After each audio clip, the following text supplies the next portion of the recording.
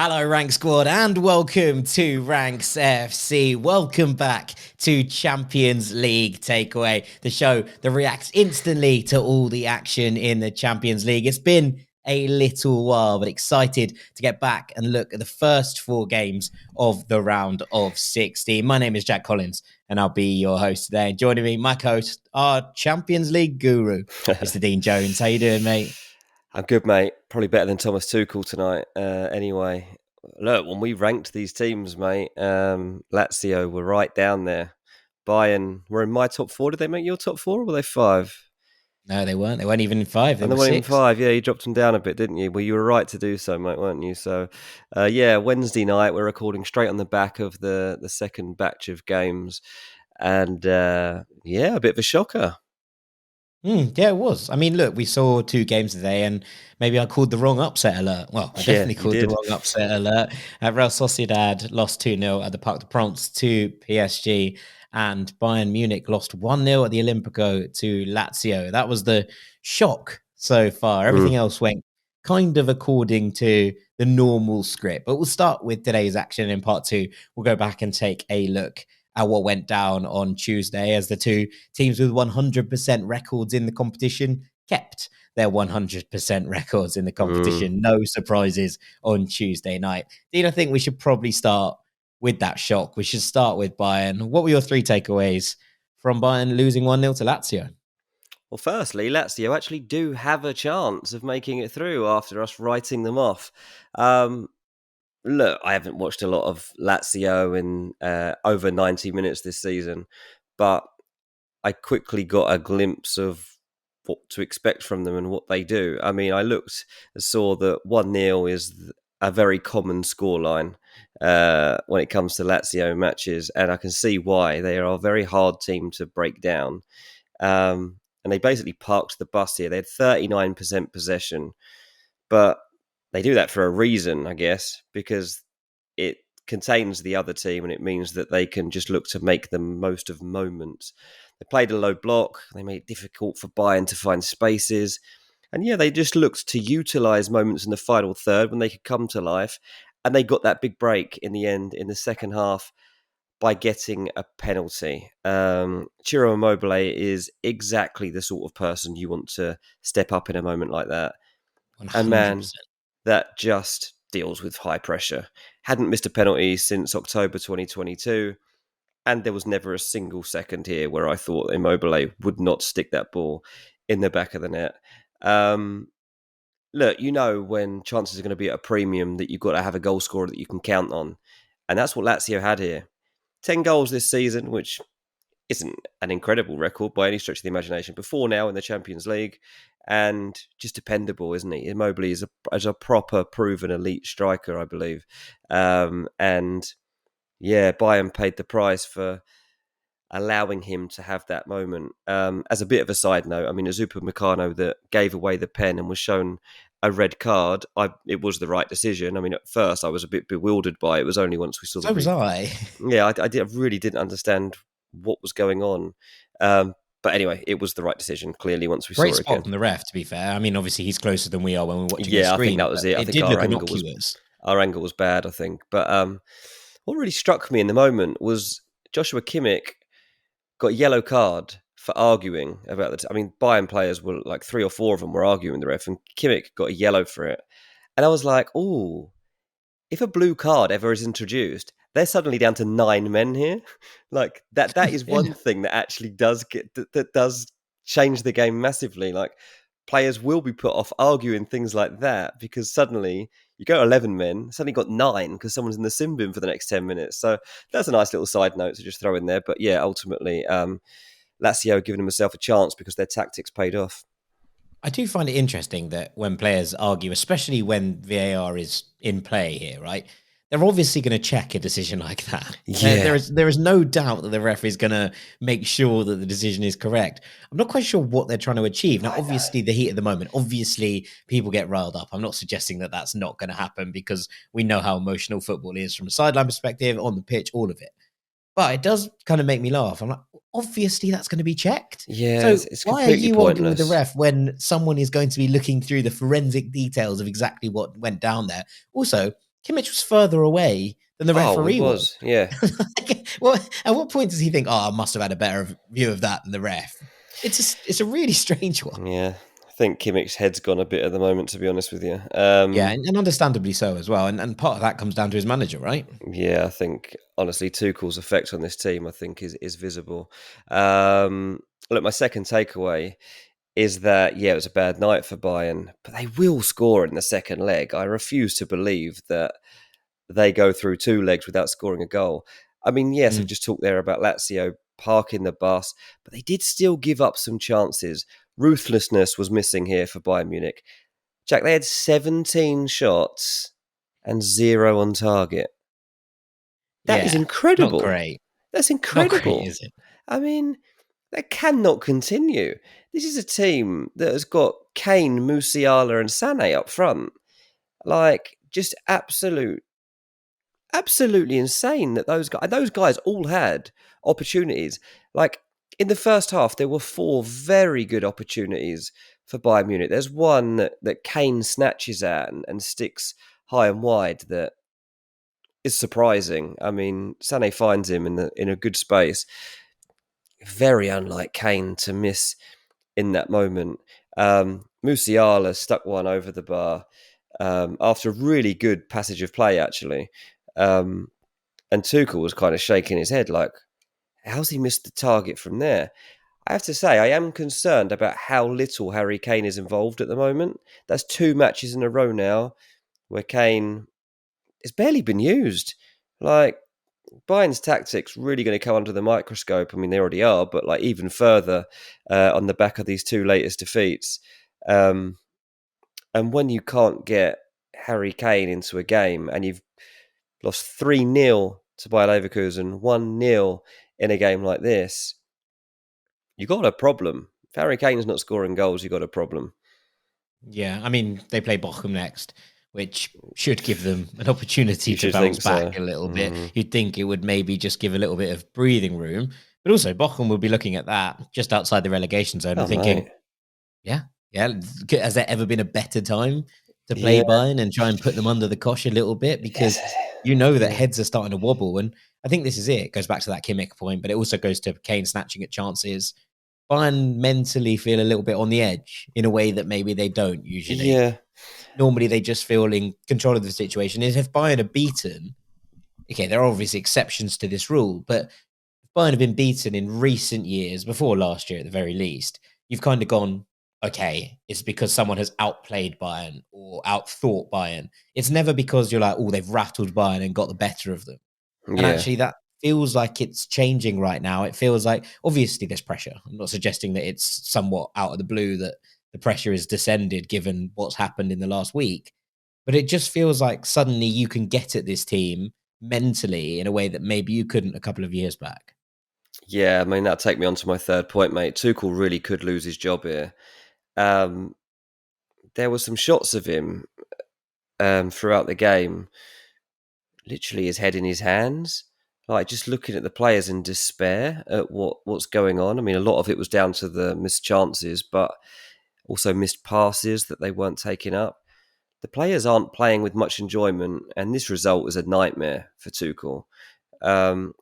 That's their third defeat in the last 6 games after also losing to Werder Bremen and Bayer Leverkusen. They've got 3 games now between this one and the second leg. They're all league matches.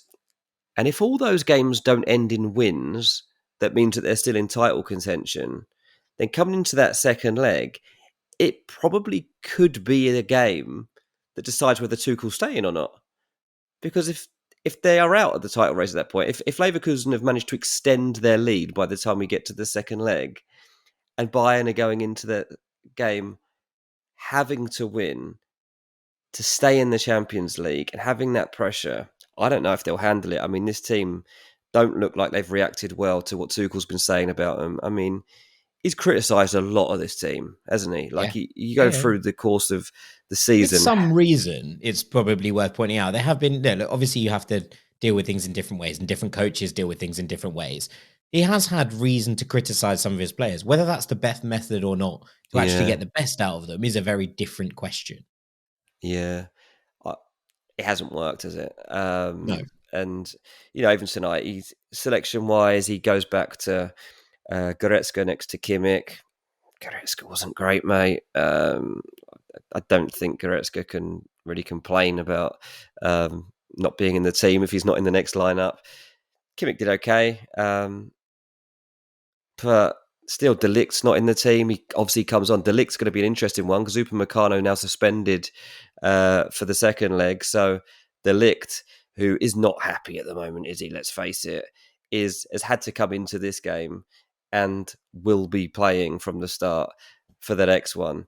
A player that clearly, unless he picks Eric Dyer in front of him, I guess so. Yeah, I mean, the fact he brought on De Ligt ahead of Dyer tonight tells you something. Went back to a back four tonight. Went away from what he did at the weekend. Not surprised by that whatsoever. I know, but it just goes to show how he'd lost his head at the weekend, doesn't it? So, yeah, he's really under pressure, mate. I think just to kind of round that point off and him going back to 4 at the back, I think dropping Pavlovic was probably a mistake. He's been one of the brighter sparks in this Bayern campaign. Yes, okay, I can understand taking a young player out of the firing line a little bit, but also I just think they're a better team when Pavlovic is on the pitch, and his set-piece delivery is something that's caused issues for teams since he's come into the Bayern side. But also, if Bayern don't win the league, which, as you say, if there's more drop points in the next couple of games, and Leverkusen can extend that, is pretty much done and dusted, you'd imagine. They're out of the cup. They lost the Super Cup. I honestly think that if we're still at a 7-point gap when the return leg happens, it might not matter. Because if Bayern get knocked out by this Lazio side, who have been pretty dreadful in Serie A, let's remind ourselves, then it basically means even if that gap's still at 7 come the second leg, if they're out, I think they might pull the trigger anyway. Because one, we talked about on Wednesday's podcast, the fact that they might try and get a jump on Liverpool for Xabi Alonso. But more than that, I think that if they're not going to win anything, and you said it, when was the last time that Bayern went potless? It doesn't happen. But more than that, if you kind of look at it and think, well, if they're out of the Champions League, they're not going to win anything if that gap stays at 7. It might be enough anyway, even if they do win the next 3 games. Yeah, no, that's a good point. It's definitely a valid one. And Tuchel definitely looks like a man in despair tonight. Yeah, absolutely. Okay, let's come on to the second game tonight, which was PSG 2, Real Sociedad 0. Interesting one. And the first half, I thought Real Sociedad probably the better side. Well, balanced. There wasn't loads in it, but the standout moment was Mikel Merino hitting the bar with Gini Donnarumma absolutely all ends beaten up. It was a really good strike and a little yard lower, and I think that's in the back of the net. And PSG wouldn't have been able really to complain about it. But I think what was impressive was the way that they moved through the gears in the second half. Now, there's an element of luck to the first goal because Real Sociedad are down to 10 because a player goes off injured and they score with the free man at a corner. But my first takeaway is that PSG's depth is really impressive. And you look at the players that PSG brought off the bench tonight. They brought Marco Asensio, multiple Champions League winner. They brought Luca Hernandez, Champions League winner. They bought Randall Kolo-Muani, who costs around, we think, 90 million euros from Eintracht Frankfurt this summer and hasn't been a runaway success, but remains a player who has incredible potential and also has come out and been like, they will think that was a bargain when I'm done here. And I was like, okay, that's a bold statement, but fair enough. You look at the players that didn't come on. Manuel Ugarte, who I think is sensational and was one of Sporting's best players in the league last year. You look at Gonzalo Ramos, who was arguably the best striker in the Primera. Carlos Soler, who has incredible amounts of depth and experience in his locker. And then Nordi Mukwele, who Bayern were trying to buy in the January window because they really rate him. And then a couple of youngsters as well, including Ethan Mbappe. And we wait to see quite how good he can be. And Keylor Navas, just in case something happens to Donnarumma. That is a remarkable depth to be having at this point. And the way that they were able to see the end of the game out, I thought Asensio in particular. Now, Asensio has hardly set the world alight since he moved to PSG. But what is interesting is that when you're in a competition like this, being able to bring on players who have been there, done it, and won it is something we've talked about before. And okay, it wasn't what they looked for when they brought in Gini Wijnaldum, but that was the idea around it. Asensio has been around squads with winning mentalities. He understands it. And we've talked about it with Arsenal, right? Bringing in Zinchenko, bringing in Gabi Jesus. Kind of doesn't matter if they're playing or not. Having them in the dressing room allows you to turn contenders into teams that can really push to win things. And I think that's what we've seen in various teams down the years. But I think that the influence of someone like Asensio, the influence of someone like Hernandez coming on here on his birthday, 28th birthday, dropped. A bit rude, but it is what it is. I thought that was interesting. And it did mean that as you got towards the end of the game and this one stretched, you're thinking, wow, PSG have the ability, if they do take the lead against someone, to really step on the accelerator pedal as things get into the latter end of games. And I wonder how important that could be going forward. Yeah, it's a strong mentality to have. And I mean, it's, I guess, different to what they've had in the past when you've had Neymar and Messi and Ramos and you've tried all these different things to bring that depth and to keep that quality and that level of expertise in the squad. This is a different approach to that. And probably a better one, to be honest. I mean, might be easier to manage, certainly, in terms of expectations and playing expectations. And yeah, really interesting situation, but it seems to be working for him. Yeah, 100%. And it takes me on to the second point, which is that Real Sociedad are good, but they're toothless. And this kind of has two parts. The first of it is that in the first half, the Real Sociedad press was ferocious. PSG couldn't get out of the back. They weren't able to play that game that allowed them to start having those runners in midfield. And it meant that they really struggled to actually make a mark on the game. The big chances that PSG had or tried to open up were counterattacks, where we know that they're obviously good and you have to try and caveat against that if you're playing against them. But the way that Real Sociedad moved the ball, the way that they moved their ball around their own back line in order to open up those spaces, to create those 2-on-1s, to create the overloads in the midfield, all of it really impressive. And yet they didn't have a shot on target tonight. And yes, the second half, they were much, much worse, and PSG were much, much better. Those two things are not unlinked. No, they were taken aback, I think, by the way that PSG were able to take it up. And also, I think the fact that they were probably a bit knackered after chasing so hard for the first half that they had to step off the press a little bit, and it allowed PSG to take a bit more control. But equally, you can't create the amount that they did, or at least you can't have the opportunities that they carved out in the first half and not test Donnarumma, especially when in this competition, we know he has struggled a little bit. And when he has been put under pressure, in the group stages in particular, teams have been able to take advantage of the weaknesses within his game. Now, that's not me saying he's a bad goalkeeper, because he's clearly not. But I do think that if you can get to him and start to pressure him, there are mistakes that you can maybe force. They didn't do that at all. And it doesn't matter how good you are for the first 45 minutes in this regard if you can't start to test a goalkeeper. And that's a problem in many ways, I think, because it's now 5 games in a row where Real Sociedad haven't scored. And the kind of future kind of outlook from this is that they have a couple of games now, obviously, before the return leg at Anoeta. Real Sociedad have to get back into a goal-scoring rhythm.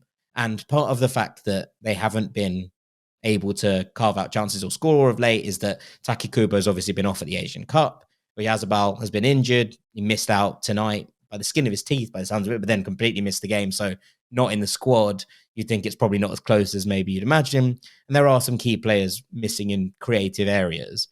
But they have to find that rhythm if they're going to have any chance of turning this around in the second leg, because there was enough in that first half to think, okay, if Real Sociedad score first at Anoeta with the crowd behind them, you'd imagine that there is an opportunity here for them to pull it back. But it has to be done in a kind of way that you think, okay, Real Sociedad are back in a form where they feel like they can score. Because as soon as these chances started to die out in the first half and not come to any real opportunities or clear-cut opportunities, you started to think, they're doing what they've been doing in La Liga for the last couple of games where they have fallen off, and suddenly you can't find a space. And if you can't start to test the goalkeeper, the momentum of the game is always going to swing. And that's what happened in the second half. They've let you down, mate, haven't they? I mean, you put them on the chance of an upset, and you're going to have to rethink your chances of that one now. How do you rate it?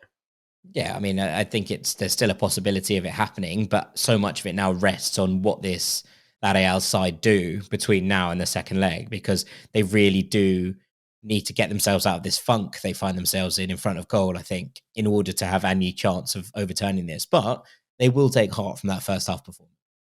Yeah, well, hope they turn it around for your sake, mate. Not sure they will. I think I've just seen the upset of the week.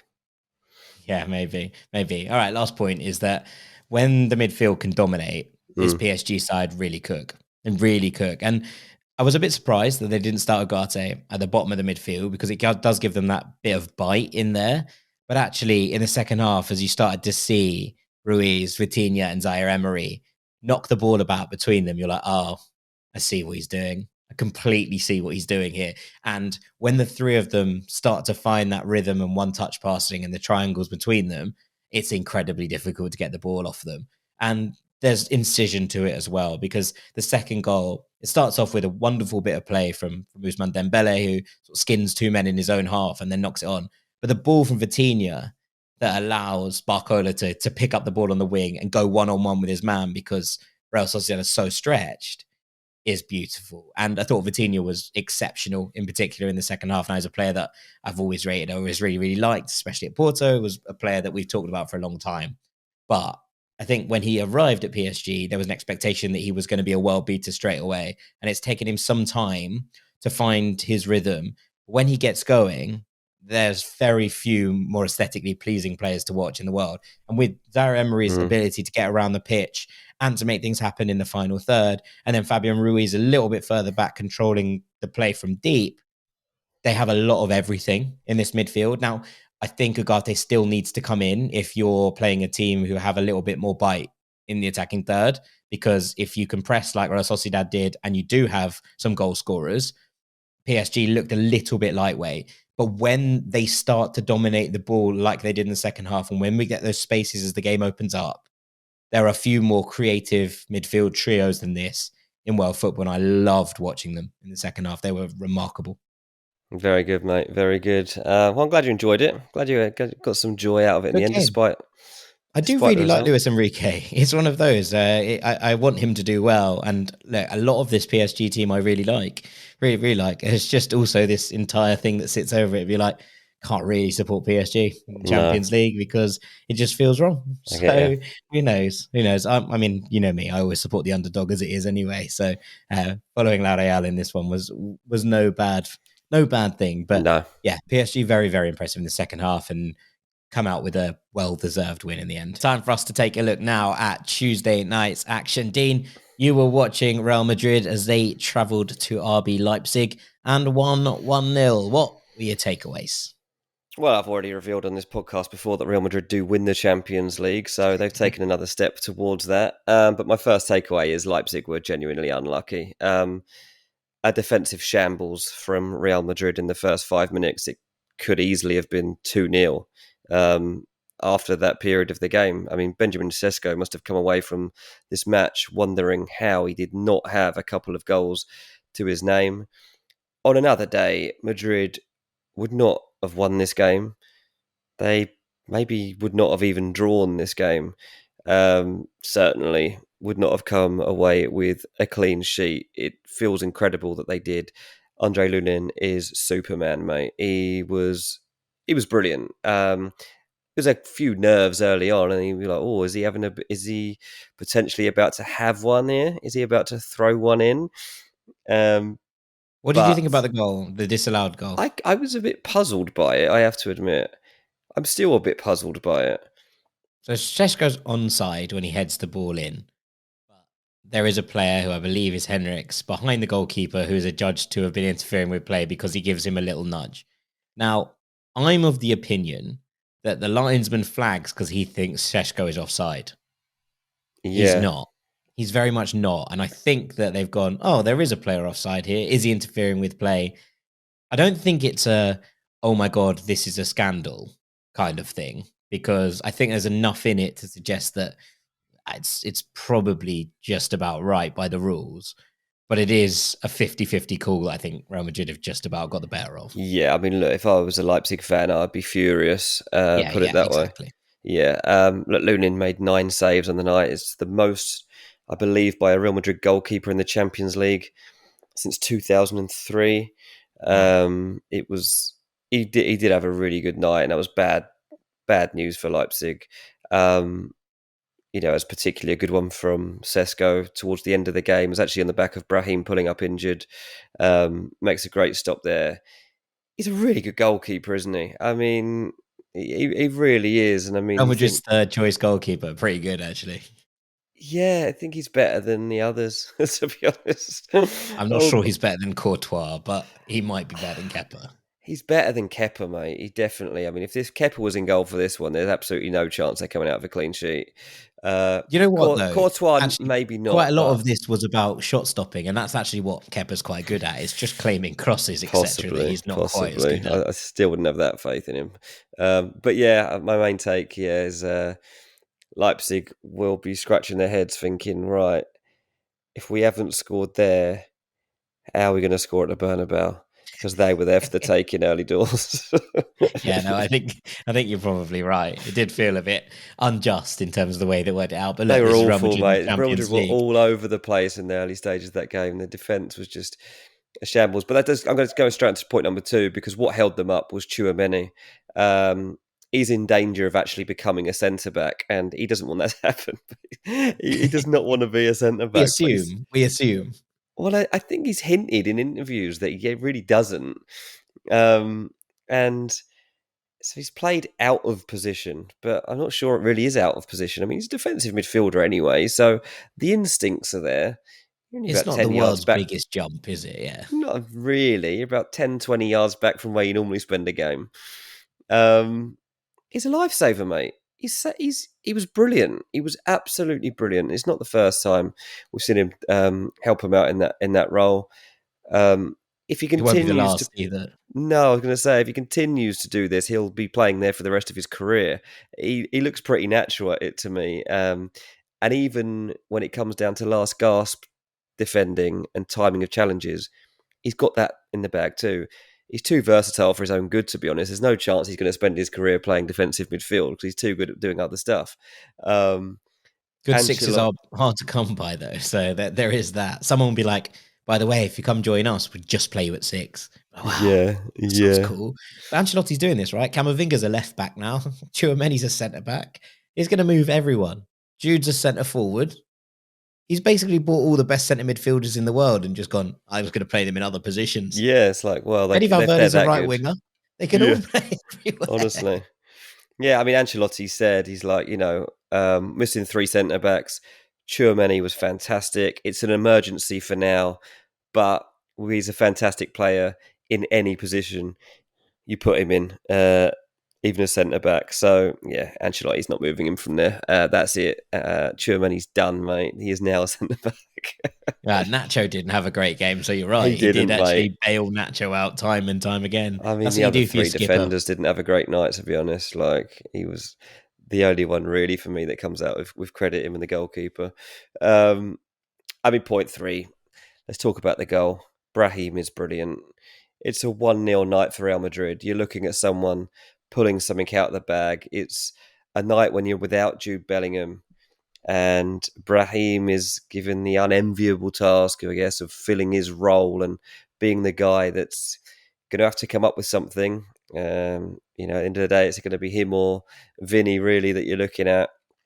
You say Um, unenviable. Imagine the kind of joy you must get from the idea of being like, oh, by the way, you're our man and we're Real Madrid and we need you yeah, I to mean, that's deliver true. tonight. The pride. Well, I mean, yeah, maybe you're right, because he took it absolutely to heart. Was like, okay, I'll do that. I'll decide the game. I'm just going to turn into Messi for a second. Watch this, and just like literally Messi-esque dribbling and finishing, unbelievable, like absolutely unbelievable. Brilliant goal, and an insane ability to do that in a match that was poised like that in the Champions League. Real Madrid are made for big moments in big competitions, And he's got it, mate. He's absolutely got it. He's got that X factor, doesn't he? I love watching Brahim play. I love watching him when he was at Milan, and I love when he gets his opportunities. And this is it. This isn't the first time that he stepped in for Bellingham and been the man in the Champions League already this season, is it? And it's not it won't be the last. No. What a player to have to bring into this setup and be like, hey, here you go. Here's the freedom of the pitch. Go and run riot. And he's a delight to watch. I hope that injury isn't too serious, because it does make me really happy that Brahim's getting this opportunity to shine. And you're right, this was a Messi-esque goal. There's also the pass for when Vinicius hits the post later on. It's created by Brahim in the middle of the park, setting that up. And there are just moments where you watch him and you're like, oh, you dazzle, don't you? And I really do hope that there is a point in his career, whether it's for Real Madrid or elsewhere, where he is just given the keys to the castle for someone and just given that opportunity to be like, you are the main man, you create, you be the guy, because he has that ability. And there is a little bit, these injuries and the fact that he's had to go off here is a bit disconcerting. The player he reminds me of a little bit is Paulo Dybala. Yeah. And I don't necessarily mean that in terms of their play style, but I just mean in terms of like, is he ever going to step up and be the man for someone? Is he always going to be the guy? Because that's where I want him to be almost already. But if not right now, then in 2-3 years' time. Yeah, that's true. And the way he's got a wonderful left foot, hasn't he? So I guess that helps. Does help. Always nice seeing a left peg in beautiful action. But yeah, remarkable. Brilliant from Brahim. No Bellingham, no problem. All right, the other game was holders. Manchester City travelling to Parken to play Copenhagen, who lost 3-1 on their own patch. And the atmosphere in the stadium was really cool. City didn't give a monkeys. It's kept the ball for the first 7 minutes. If there's any way, the Copenhagen crowd started by booing every touch from a City player. Within about 2 minutes, they were like, we physically can't keep this up. It's just impossible. There is no way. There's no way we could do this for 90 minutes. They've had all the ball. And look, I think my first takeaway is on Copenhagen, which is that the winter break really matters. Now, they've been off for 3 months. The Danish season isn't like the rest of the Scandinavian leagues in that it doesn't follow a summer schedule. It still follows the rest of the European leagues, but it's impossible to play for a couple of months in the winter. So they start earlier and they finish a bit later. And you could tell. Now, this game was always going to be difficult. It was the lowest ranked side in the competition against the highest ranked side in the competition. But I think that it's absolutely no surprise whatsoever that the player who shone brightest for Copenhagen, who was new signing Magnus Madsen, not just because of the goal, but also I thought his all-round performance in the middle was pretty stunning, to be honest, in the face of what was a relentless City side. No surprise whatsoever that he's come from the Eredivisie in this transfer window. He hasn't had 3 months off. He is fit, firing, and ready to go. And but you felt a bit for them because the coach was out beforehand. He was like, we've tried our very best. He's like, there's nothing we can do about this. This is how the season works in Denmark. And, we've done our best. We've played some games against some Czech sides in full stadium to try and recreate that match atmosphere. There's no way. Such a deficit. There is a flip side to this, which is that in the group stages of European competitions, I think Scandinavian sides who have been playing through the summer or the Danish sides who start earlier probably have a jump on everybody else because they've been playing football for a little bit longer and therefore they can perform. This isn't the first time I've talked about winter break. Now, it's a bit different in Norway, obviously, as I mentioned, but Bodo Glimt, a couple of years back, absolutely blitzed it in the Europa League. And you're like, wow, who on earth are these lads? They're unbelievable. They come back after the winter break and you're like, suddenly they don't look unbelievable anymore. No. They've had an incredible group stage and they'll crash out in the playoff round of the round of 16 because they've literally had 3 months without doing anything. And it's incredibly hard, I think, to make sure that sits up. But it's just the way of it. And that's the way of the European season. There's not much we can do about it. But I thought you could tell, especially towards the end of the game. Now, they were going to be leggy from chasing City around for 90 minutes anyway. But it almost looked like they were absolutely out on their feet. And that's probably to do with a little bit of match sharpness and match fitness that just simply can't be there if you've had the last 3 months off. Yeah, I mean, that absolutely makes sense, doesn't it? Yeah. All right, I'm going to move on to City now. And I just got to say that obviously De Bruyne scores, Foden assists. We talk about the players who step up, and at the end, De Bruyne assists, Foden the other way around. We talked about Haaland scoring at the weekend. Bernardo Silva, who scores a second, remains the most criminally underrated player on the planet. Like, the way that he sits so seamlessly into the City side, I maintain that Bernardo is almost as important to City as KDB is, almost as important to City as Rodri is, and probably on a par with Erling Haaland. What Bernardo does every game is astonishing. He is just a delight to watch, but equally, I've said it before, he gets into any team in the world. His work rate's remarkable. His ability to snap into challenges is remarkable. His on-ball technique is remarkable. His anticipation is remarkable. Everything about Bernardo Silva is remarkable. He is one of the best footballers I've ever seen play the game. And when you watch him, and we're listening to some City podcasts today to try and get a feel of where they were with it, because it felt like a strange game. I heard some people, speaking on the internet being like, why would a neutral watch this? And I was actually I was quite excited to see what happened, considering what happened in Copenhagen and in Parken in the group stages, considering the fright they gave Bayern Munich, considering the nightmares they gave Manchester United. I didn't think they were going to win it, but I was interested in seeing what City turned up and how they respected it. And one of the podcasts, 9320, was basically like, if for the big games for the rest of the season, De Bruyne, Foden, Bernardo, and Rodri play, we win. There was no mention of Haaland. There was no mention of, some of the key players, John Stones or Ruben Diaz, or any of these players who have been so crucial. And I just thought that's the company that Bernardo should be keeping. Yeah. And I appreciated it. And I don't think that in a lot of other places, Bernardo is getting that love. But the idea and the finish for the goal, he's already scored, by the way, more goals this season than he did last. But the finish for the goal is stunning. The anticipation to be aware of that ball dropping to him on a kind of off chance is incredible. He is just such a good footballer. Yeah, I don't know why he's so underappreciated. I can't really put my finger on that. I think, again, we talk about versatility.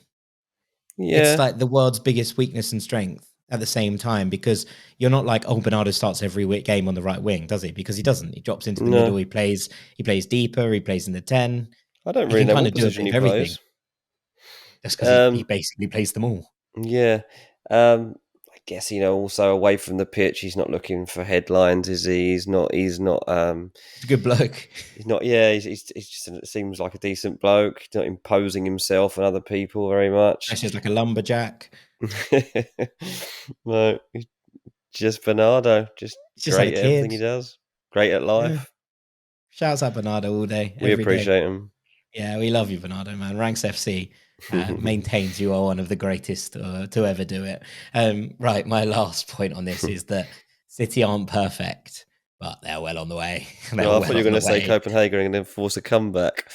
Oh no, I don't think we can say that one. At 2-1, you go, well, anything can happen, although I'd still be very, very wary of suggesting that Copenhagen are going to turn up to the Etihad and win, considering City's record at that ground.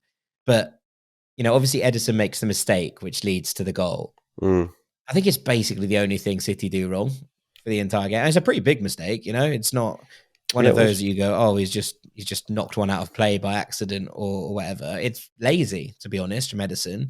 Yeah. And it's the kind of thing that Pep will hate, because it's not necessarily a player making a mistake. I don't think it's the fact that it felt like he just wasn't paying attention, like he was comfortable.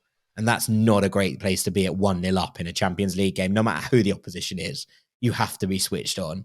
And I think that Pep will have been absolutely raging. And to be honest, Ederson's a little bit lucky that Bernardo does score that before half-time, because if they'd gone in at 1-1, you can imagine that dressing room being absolutely fire and fury, despite the fact they were completely dominating the game. But City's press, their swarm, relentless. Out of possession, when they let it happen, they were just to a man perfect. And I thought that the way that they forced Copenhagen into errors, in particular in that second half, was, nigh on as good as you can get. There is always a level that we talk about City starting to hit the gears and hit the groove at this point. Haaland should have probably had a hat-trick in the second half. And he was unlucky, wasn't he? Yeah. It was a little bit unlucky, but equally you kind of look at it and go, wow, imagine if he'd been on top form. They could have won 6-1 at a ground which nearly swallowed up Bayern in the group stages and did swallow up Manchester United. That's how far City are away from everybody else. They could have gone there and absolutely turned the start. And actually, weirdly, if they had gone in at 1-1 at half-time, you reckon they come out and put 5 away in the second half? I don't think you'd count against it, would you? Because that's how good they can be. They are not quite there, but they are starting, and this isn't news, but that the level of ominous on the scale now is starting to tip over into that red zone at the top. You're like, oh God, here they come. And this is with still a couple of big players injured. Obviously, Grealish goes off injured in this one. Gvardiol not fit to play. Everyone's like, oh, City are at full capacity. They're not yet. They're not. That's terrifying.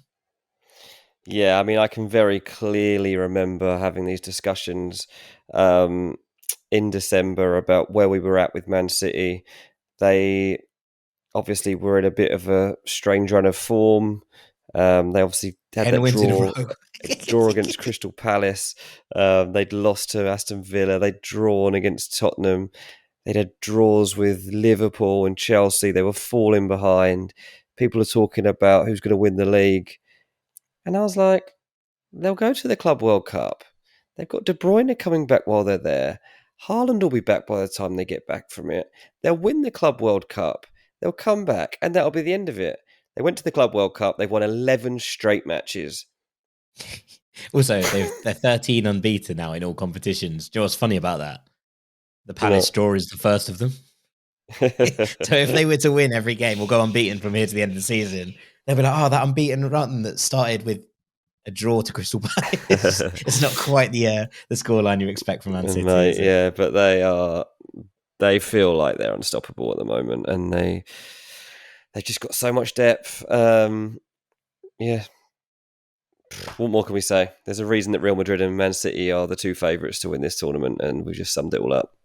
Yeah, absolutely. And with that, it's probably time for us to call it a day here on Champions League Takeaway. We hope you've enjoyed sitting through and working through this week's Champions League action with us. We will, of course, be back next week with another episode, the second episode of these knockout stages. But for now, all that's left for me to do is to say thank you very much to my co-host, Mr. Dean Jones. Cheers, mate. I've been Jack Collins. This has been Ranks FC. Thank you so much for listening. If you're new here, please make sure you're subscribed, you're ticked along, and make sure you're tuned in for all the rest of the content that we produce here. We'll be back next week, but for now, take it easy, gang. Peace.